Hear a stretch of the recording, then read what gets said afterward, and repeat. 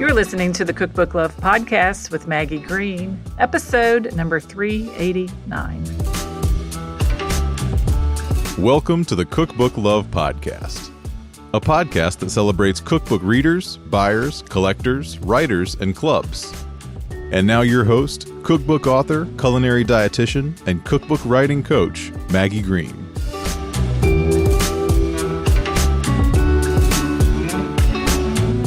Hi, everybody. Welcome back to another episode of the Cookbook Love Podcast. How's everybody doing today? All is going well here. I'm having a wonderful week talking to cookbook authors, teaching classes, talking to my students, cooking in my kitchen, and basically enjoying just being home and in my office. We're headed into Valentine's Day this weekend. Going to see some family, hopefully, over the weekend. And then get ready to almost end this month. I always think it's so funny. January, I love January. I love the wintertime. Seems like a longer month, and then February just like zips right on by, and there we are in the throes of spring. But anyway, I hope you're doing well. I hope you're having a great February, and I'm excited today to, first of all, share some information about a class I have coming up. You may be interested in attending if you are a food, nutrition, or culinary expert, chef, dietitian, caterer, maybe you own a restaurant, you have a food message to share, you could be a passionate home cook or baker. But if you want to discover what traditional publishers want in 2026 and position yourself for a publishing deal without years of trial and error, you are going to want to attend my upcoming class, Get Paid to Write a Cookbook. We are going to learn about crafting a viable concept that attracts agents and publishers, and I'm going to help you learn to build 3 deal-ready essentials to help you feel prepared for pitching to a publisher. So you can head on over to www.cookbookwritersacademy.com/getpaidmasterclass. There is a link below in the show notes. Again, that's cookbookwritersacademy.com/getpaidmasterclass. This, again, is for you if you're a chef or a food blogger, culinary educator, and you're wanting to understand better how to navigate the publishing industry. You want to find an agent or a publisher and not self-publish your book. You have recipes and ideas and want a clear path to find a publisher, and you really want to stop guessing. I think in 2026, we need to stop guessing. We need to know that there are people out there that can help us learn to build what it takes to find an agent to work with, to find a publisher so that you can write and publish your dream cookbook. So I hope to see you at the masterclass. It's going to be a lot of fun. And if you register, you will get all the details. So today on the show, I'm excited to have an interview with Abby Cheshire. Abby is a private chef, culinary educator, content creator with experience cooking on luxury yachts and for private clients. Abby creates engaging food content that blends professional technique with real-life hospitality. She has built a loyal audience by sharing what it's actually like to work as a chef, from a high-pressure yacht kitchen to feeding large groups at immersive dinner events. Abby's content focuses on accessible global recipes, behind-the-scenes chef life, and storytelling through food. Today on the show, we talk about Abby's experience as a chef, what it's like to cook on a yacht, as well as her brand new book, Passport to Flavor, 100 Global Dishes That You Can Make Anywhere. Abby wants beginning cooks and adventurous eaters to learn how to cook the basics, to cook menus from cuisines all over the world, and to know that you can do this in your own kitchen, just like she does this on a yacht. So without further delay, let's dive into this interview with Abby Cheshire.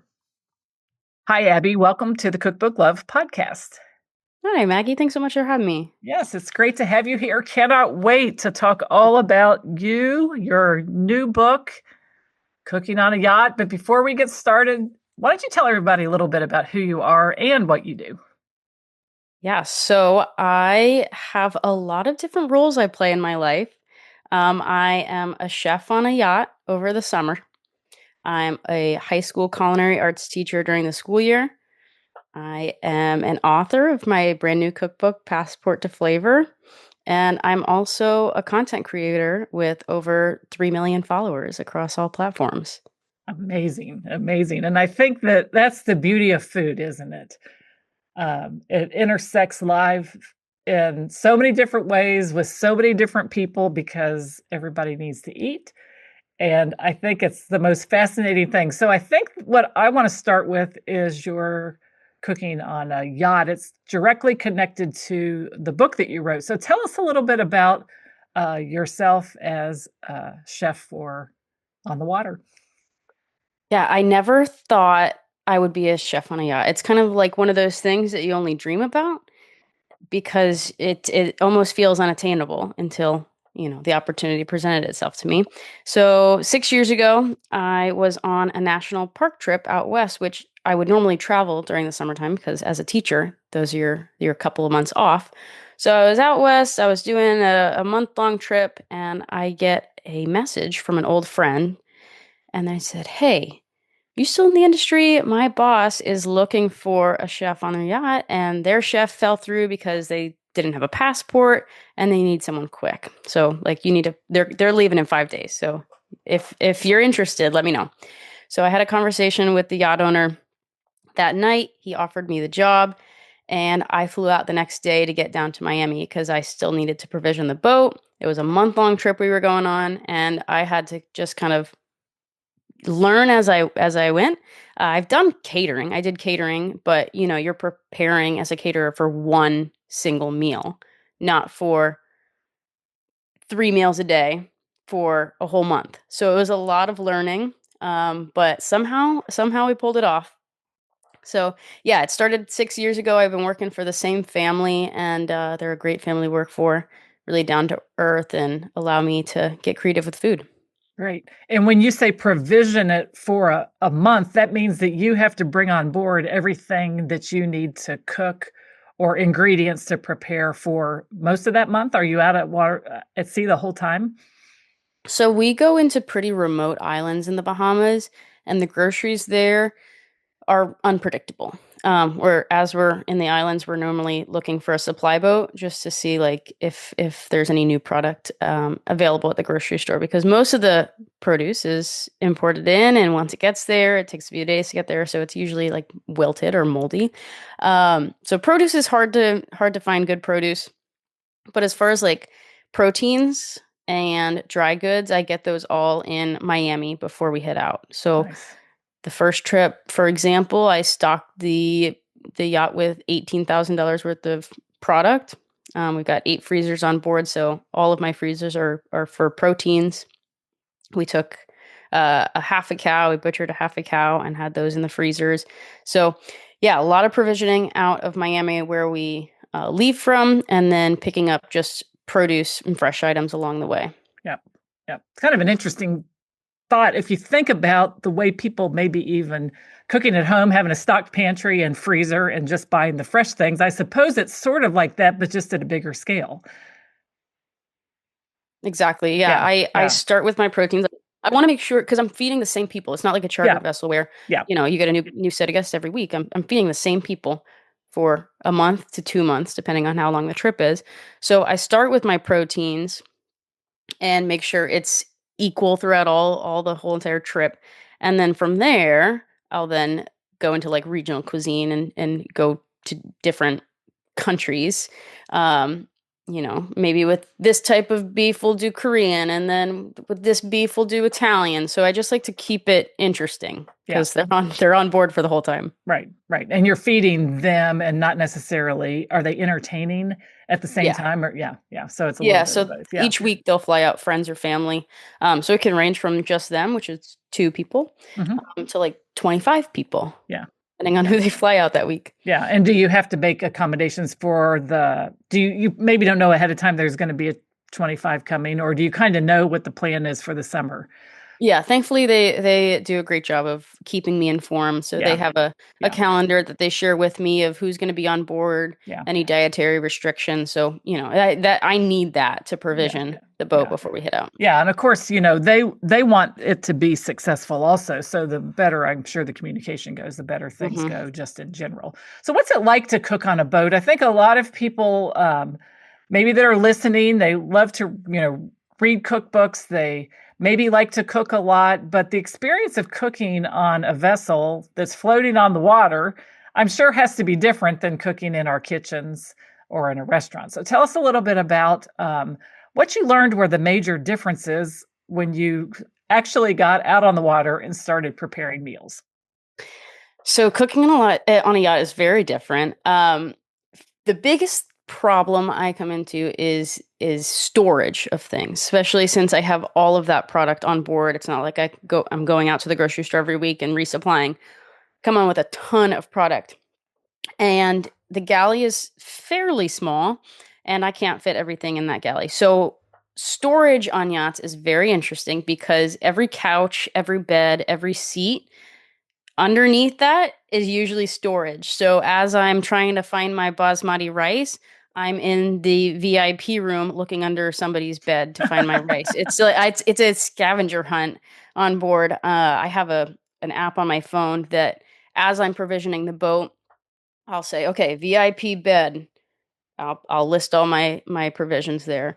Okay, guest room 1 under twin bed 2 is blah blah blah blah blah. So it's truly a scavenger hunt, and I have to refer to that app to make sure that I know where things are because it can get Yeah. a little confusing with that much product on board. Yeah. It's kind of like you think about people that furnish or store things in a small apartment and Hmm. the way that storage space is truly maximized to make the most of the space that they have. Sounds like being on the yacht is quite a bit the same. Oh yeah, Yeah. I love playing Tetris though, so it works out. Works out good. And then, so what about the actual cooking experience? Cooking is, I would say, fairly similar to cooking in like an apartment size kitchen. It's relatively small. The one thing is that we have to worry about electricity, like load of the electricity, because you can't run many things at once. It'll trip the breakers, especially if you're on like a generator. It only can hold so much. So that's different. But most of the, I mean, it's like being in a home kitchen, just maybe a little bit smaller. Yeah. What about challenges of cooking at sea that people might not think about? Challenges would probably be meeting guest requests with what I have on board. I try to stock ingredients that are just in its simplest form. That way I can create whatever I need to.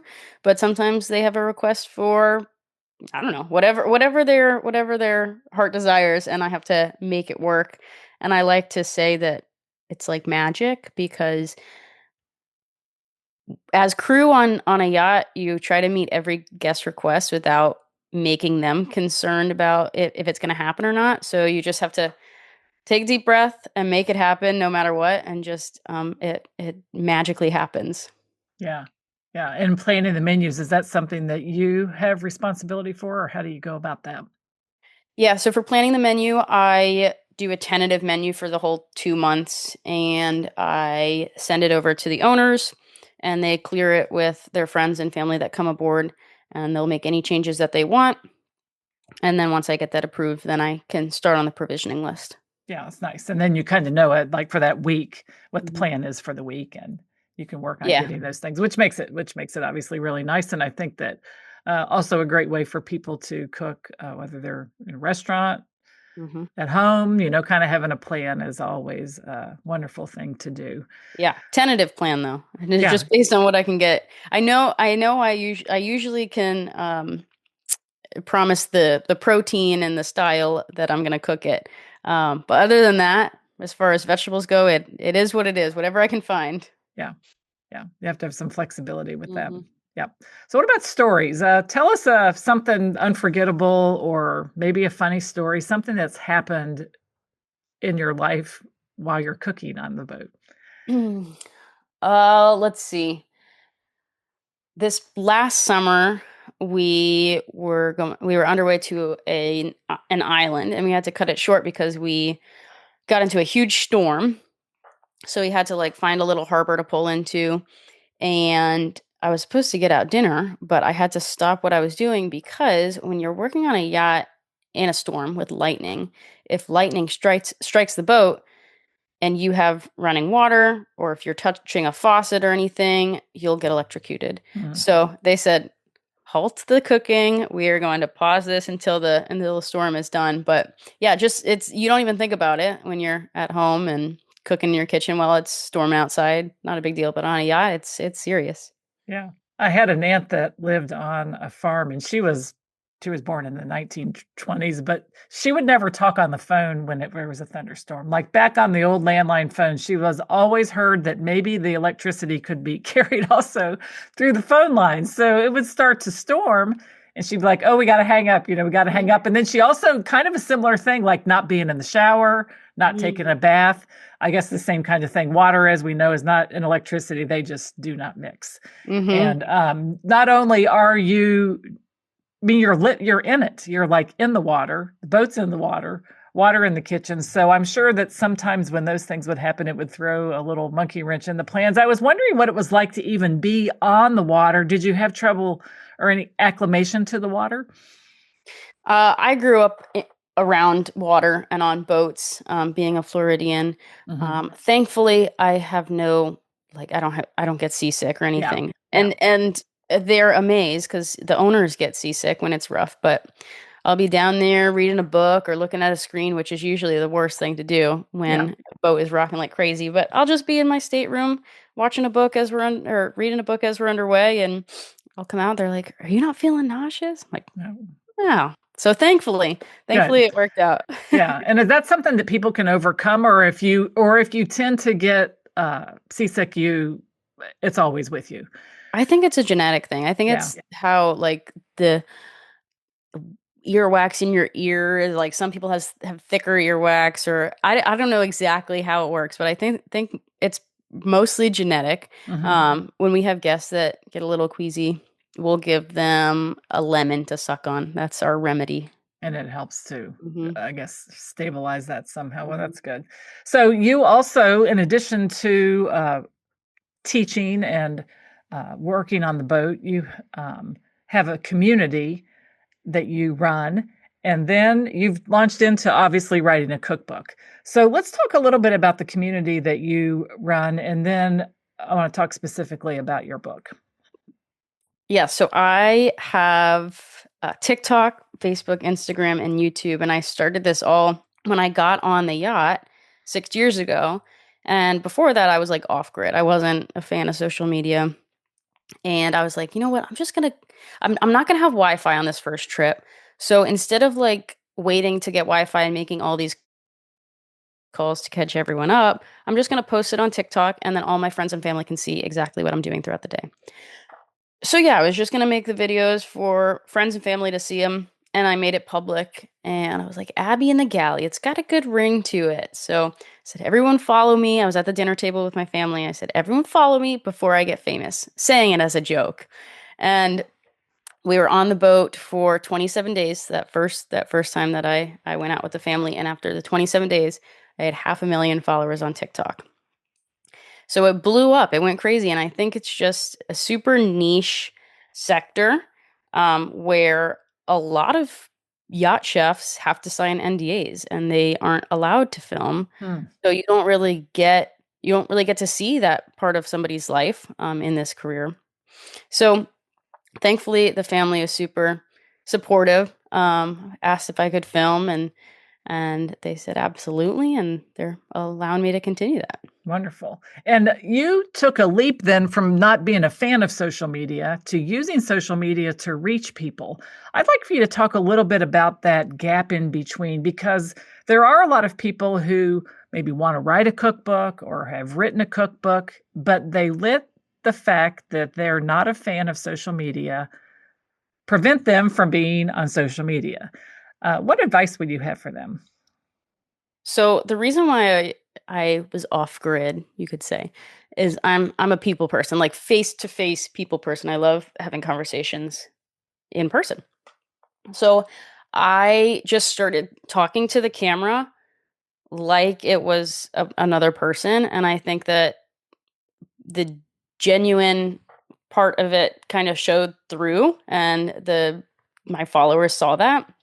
And I call my followers little chefs, which I think helps with connection and making them feel like they can do it. I think if somebody's called a little chef, it's like, oh, that's so sweet. I am a little chef. And they get a little encouragement from that.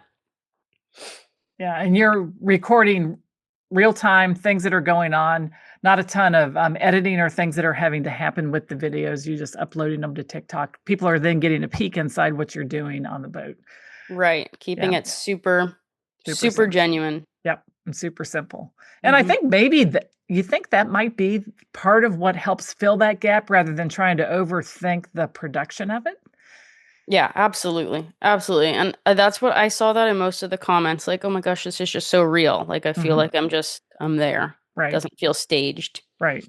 And what would you say to people who still need to take a little bit of a leap and not being concerned what other people think about the videos that they're producing? That's a hard one. That's like an internal thing that would need to be passed. Like I said, just talking to the camera like it was somebody else, and thinking that you have millions of followers listening. 100%. I think you're right about that. I think that we can overthink what we think people are thinking about something, but if we just have to kind of let that part go. If we're hooked and connected to what we do, and we love the people that we're talking to, it doesn't really matter. Right. What the few people might think that aren't interested, they can just not pay attention. And then I do think it allows for genuine connection. And this is true for anybody doing anything. And it's even true with writing a cookbook, don't you think? Oh, yeah. Yeah. Yeah. And so let's talk about Passport to Flavor, your new book. Tell us a little bit about the inspiration for the book, more than just obviously what it is, but why you decided the next thing to do was a cookbook. I would see all these comments on my videos saying, I need this recipe. All your food looks fantastic. It looks simple. It looks approachable, but yet still elevated enough to be on a yacht. And I grew up with the approach of, Abby, if I was watching my Gigi or Nana cook, Abby, you're just going to throw a little bit of this in, a little bit of that in. So that's how I learned to cook, just throwing things together to make it taste good. And that's how I would cook on the yacht. But then everyone started saying, I need these recipes. So I sat down and I started developing these recipes because it would be cool to pass these down to my family, and really started doing recipe development and picking recipes that I would cook on the yacht. So the cookbook is structured as if I was on the yacht cooking for these guests for a full day. So we pull into the port, we're going around the world on this yacht. We're pulling into the port city. And we're cooking a full day's menu. So breakfast, lunch, cocktail hour, which is an appetizer and a cocktail. And then for dinner, we'll have either a soup or a salad, dinner, and dessert. So that's the full day's menu of what I cook every single day as I'm working on this yacht. So I wanted to make it very similar to what I actually do in my job, and pick recipes that I normally cook on the boat and make it interesting and fun and approachable. That's the biggest thing. Simplifying these recipes to still keep them authentic, but make them easy to recreate in somebody's home, no matter what they have. Yeah, and then with layered on top of these menus is the menus themselves are global flavors, not necessarily where your boat is traveling, right? But where what's influencing the dishes that you choose. Exactly. Yeah. So tell us a little bit about that.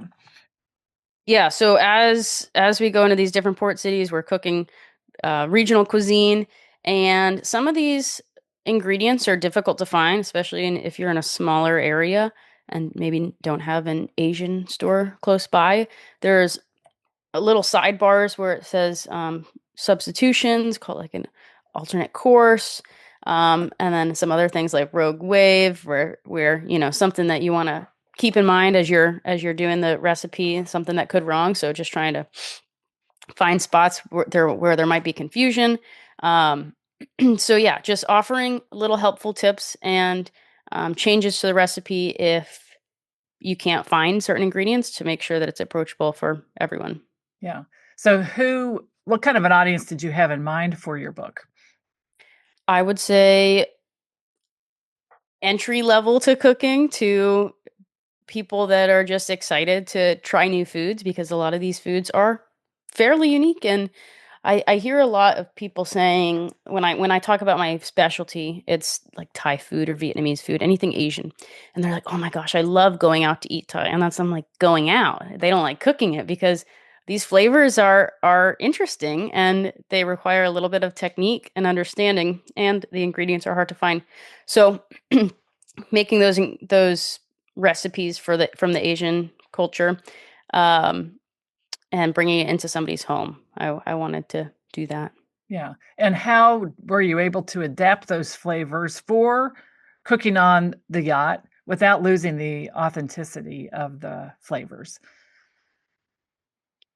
That's say that question again. Yeah, so you had to adapt. So you're like in an area and you're provisioning Mhm. things, but you kind of have to, I would imagine, think ahead about what your menus are, so that you have all the ingredients that you need that you might not be able to find when you're out on the boat.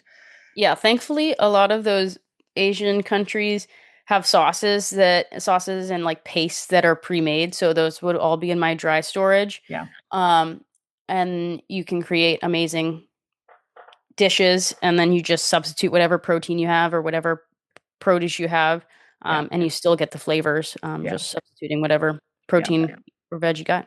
yeah. Excellent tip too for people that are cooking at home. When you think about the book and the things that you've cooked, are there any special memories from your travels that relate to a dish in the book? Hmm. Let's see. The Bahamian lunch platter where you got like the chicken and the mac and cheese. I went up to a man grilling the chicken on a beach in the Bahamas, and I went up and asked his way of cooking it. And his macaroni and cheese was incredible. So I asked him all the flavors that went into there. So I took that, what he told me, all the ingredients that he used, and brought it home and tried to mimic it the best I could. So just, talking to people that are from that area and getting all of their information is usually how I learn. Like for the Asian cuisine stuff, I would go to my Asian grocery store and I would ask the woman behind the counter who's making the kimchi, I wanna learn. And she brought me back there and she taught me how to make kimchi, and then I went home and did it myself. So I just like making connections with people and learning through them, because that's the best way to learn. Yeah, 100% agree. I think it's fascinating. Most people that cook, they'll have their own little twist, maybe something they do with the recipe. And if 9 times out of 10, if you ask somebody, they're going to be very receptive to you asking and they're going to share. So I was talking to a friend the other day and we were talking about chicken salad, just basic, chicken salad. There's so many different varieties. And I said to my friend, "Did your mom make chicken salad?" And he said, "Yeah, she made it all the time." I said, "Well, did she use grapes or pecans?" He said, "No, she used pickle juice in her chicken salad." And I said, "Okay, so first of all, I've heard of like people marinating chicken breasts for, like, you think about, Chick-fil-A style sandwiches." Mhm. I said, "That is amazing." And I said to him, "Have you gotten the recipe?" And he said, "No, I've never really thought to ask her." And I said, "Well, you need to ask her, because I think that everybody that cooks something without a recipe and they've just made it over and over and over again, they probably have something that they do that would be very interesting to find out." Now, maybe he's not as interested as I was, but I can see why, if you tasted some great chicken and macaroni and cheese when you were in the Bahamas, you're like, "I've got to ask him what he put in it." And I'm Mhm. going to share that. You were able to share it in the book then. Yeah. Yeah. Yeah. And cook it while you're on the boat. Yep. That was the first time I practiced it. It was on the boat. Yeah.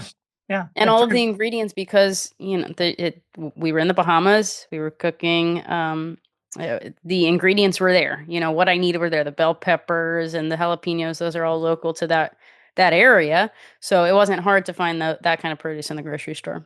Yeah. No, I think it's great. And I think it obviously ties to your desire to talk to people, connect with people one-on-one. But asking someone a question about what they're cooking, or if you want to help get the recipe, making it with them, writing things down.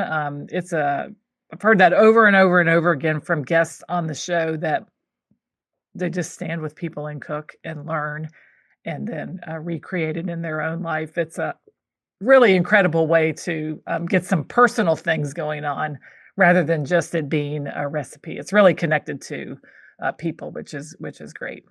100%. Yeah. Yeah, I grew up cooking with my Nana and Gigi, just Yep. like standing there and watching. And I mean, every cooking, anything with food related, it is just, I think of it as social. That's right. So have you carried over any recipes from them to cooking on the boat? Yeah, I mean, I grew up in an Italian family, so anything Italian usually comes from my Gigi or Nana. Yeah. And then you're able to, I think it's a very popular way to cook. Can be very fresh, and I can totally see why it would be easy to cross over. But and you do have an Italian menu in the book as well, I'm sure. Yes, I do. Yep, very good.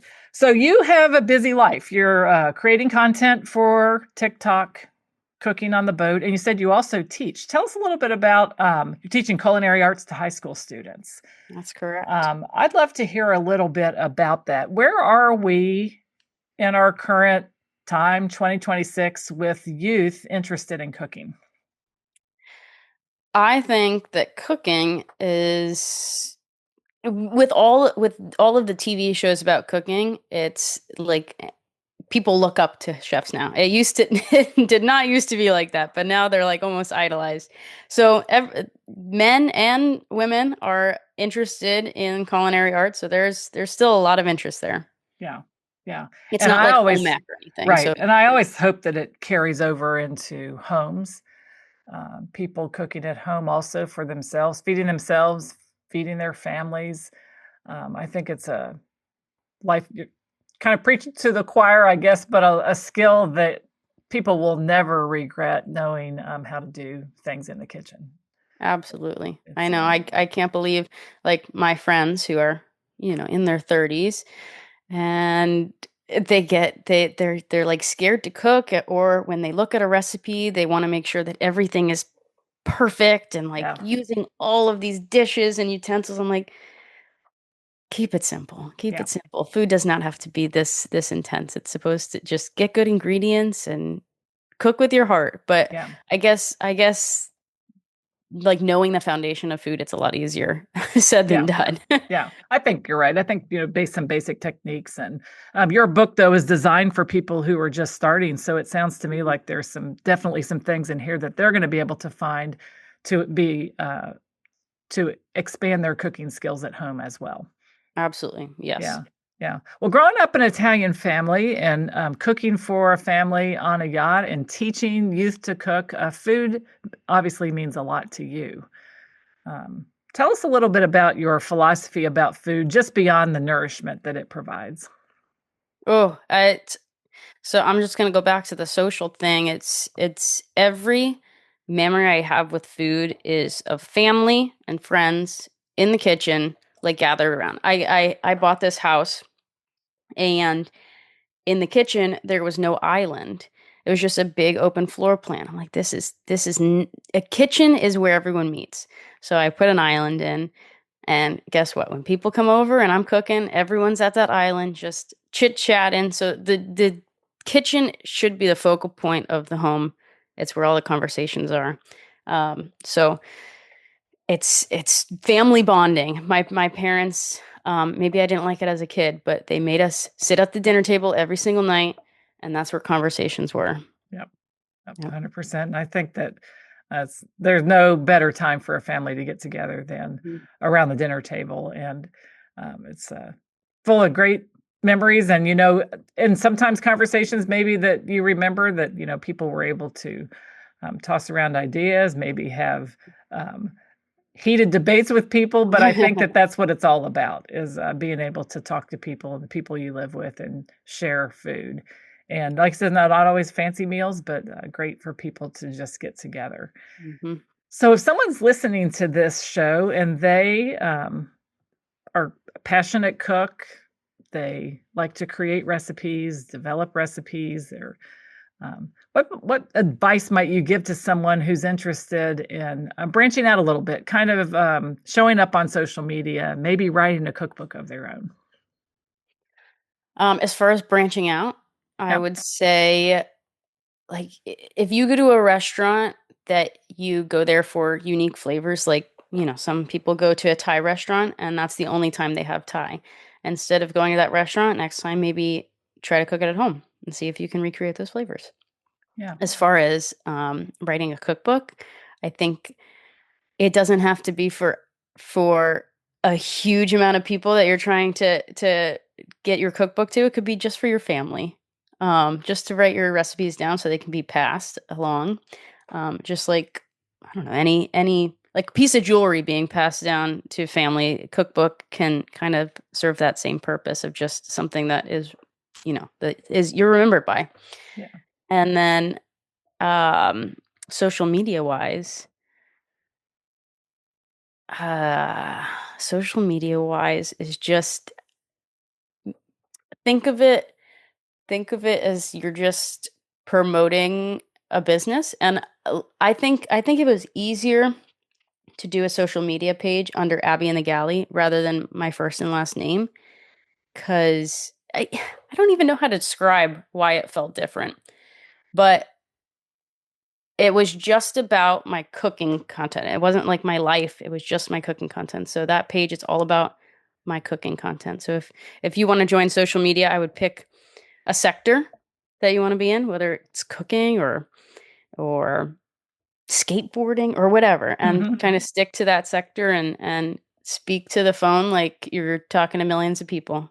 Yeah. And it's interesting, the name that you chose, Abby and the Galley, it not only placed the social media connected to you, but it put you in a place. Hmm. It wasn't Abby in the floral shop or Abby, in skateboarding, like you said, it was Abby in the Galley. So the Galley was really the focus also. It was a place and it was you, and that allowed you. I think by going narrow, you really broaden what you're able to do because it's not too overwhelming. Hmm. It's just Abby in the Galley. Yep. Yep. Yeah. Yeah. And I think going narrow sometimes really is very freeing. And I think that when I think about what you've done and what I've learned from all the cookbook authors I've talked to, sometimes that one piece of advice really does, like, it really opens up an opportunity for someone where maybe they haven't seen it before. Because sometimes I think we think, well, it's got to be about everything, or my book has to be about everything, or I got to cover everything, but that's not true. No. Definitely not true. Yeah. Yeah. So, what's life like being off the boat in the fall and winter and then back on the boat when you're not teaching? Do you enjoy the back and forth? I do enjoy the back and forth because my teaching job, I've got that normal 9 to 5. I get to come home and make my own food and relax at night for 10 months out of the year. And the other 2 months, I am living an adventurous life where it is nonstop. I mean, there are no days off. It's a month plus of being on the clock from 6 a.m. to 11 o'clock at night. And whenever I do have a break, I'm usually napping. So I like that it's a temporary job. I would not be able to sustain it for a full-time career. As much as I love it, I love being out on the water and cooking for those 2 months. But it is nice coming back and saying, "Oh, I'm ready to get back into my 9 to 5 and Yeah. and relax a little bit and have my weekends off." Yeah, that's great. So what's the plans for you next? You have your job, your work, you've had social media, your book, any dreams or future projects that you want to share? This summer, I'm hoping to get back out on the yacht. We might be switching it up. We might be going to the Northeast and that fun area. Never done that before, so I'm excited about that. Like New England, Yeah. that'll be cool. Nice, nice, fresh seafood in that area, and probably better provisions, produce there. So yeah, that's summer plans.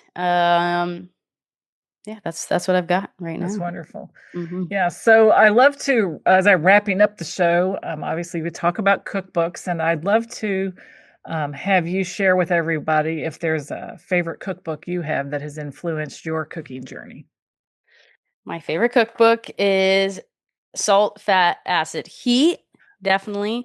I think if anyone's wanting to learn how to cook, I would start with this book because it is so true. Those four things are essential. And people always ask, like, oh, my food never tastes like a restaurant dish. And there's usually two things. Did you add butter or olive oil, enough of it? And did you add enough salt?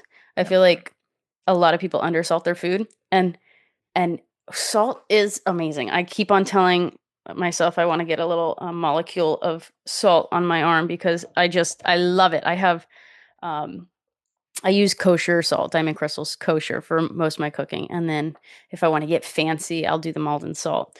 But salt's like, I love salt, and everyone that is not like a professional cook usually undersalts their food. So I agree. salt and butter goes very far, and acid is huge. I think like dishes are one little squeeze of lemon away from being perfection. Yeah. Acid wakes up your taste buds and gets you excited about taking the next bite. And then a And then touch of heat. and the touchy, Touch of yeah. heat, right.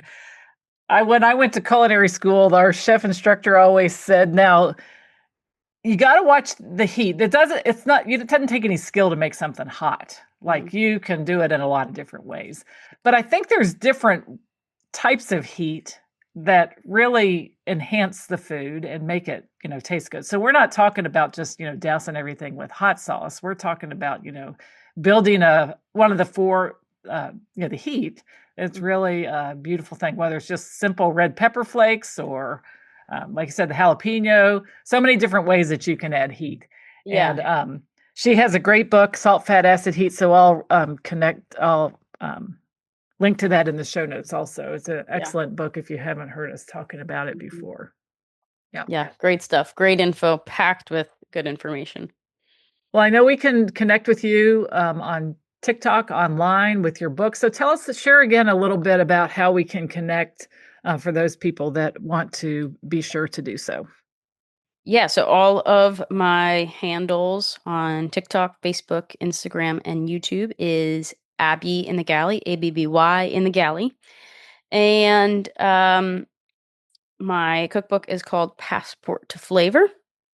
And on social media, if you wanted, I do once a month cooking classes where, I kind of take the month and figure out if there was any holidays around it or anything, and we'll do a cooking class online, and I'll send out the recipe so you can get the ingredients before, and we'll cook it live together. So if you're interested in doing that, I've got you can do it on Facebook, YouTube, or Instagram. You just have to join the Little Chef Club. It's $3, $2.99 a month if you want to join. But tonight is actually a cooking class. We're doing pasta carbonara with a like lava cake. So we'll do Wonderful. that tonight. Yeah. That's great. And anything coming up planned for March? March, we haven't figured out the recipe for that. I'll send out like a poll. Yep. So if people join, they'll get to participate in the poll? Correct. Yes. Yeah. I think it's great. I think communities, it's just something a little special for the people that opt in and want a little bit more. Yeah. What's it been like to run the community? Oh, it's a lot of fun. I love seeing everyone's like comments and questions, and it's live. You can get it, instant feedback, which is nice. Yeah.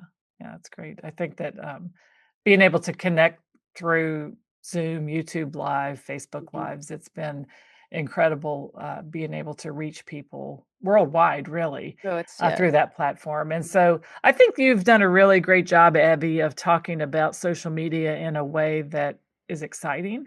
It's connecting with real people that you can't meet in person. So even if you weren't a fan or you were off the grid people person before, I think that you've given a wonderful case for using it for good and using it for connection and talking about something that a lot of people love, which is food, cooking, connecting people, sharing, and then also getting to see what it's like during your summertime when you work on the yacht. So congratulations on that. It's a hurdle many people aren't willing to traverse. Yeah, thank you so much, Maggie. Appreciate it. Yeah. Well, I wish you nothing but the best with your book, Passport to Flavor, 100 Global Dishes You Can Make Anywhere. And have a great rest of your spring. Safe travels this summer. And follow along to see how your summer goes. And I hope you enjoy everything about it. So thank you so much for coming on the show. Thank you. Thank you so much for joining us today for this episode of the Cookbook Love Podcast. Again, all the links can be found in the show notes at www.cookbooklove.co. And if you are interested in writing a cookbook of your own, please check out the free cookbook writing masterclass called How to Get Paid to Write a Cookbook. It is designed specifically for food or nutrition experts, and you can check that out at www.cookbookwritersacademy.com/free. So that's it for today's episode of the Cookbook Love Podcast. This is your host, Maggie Green. And until next time, have a great day and keep loving your cookbooks. Thanks for listening to the Cookbook Love Podcast. You can find out more information at www.cookbooklove.co.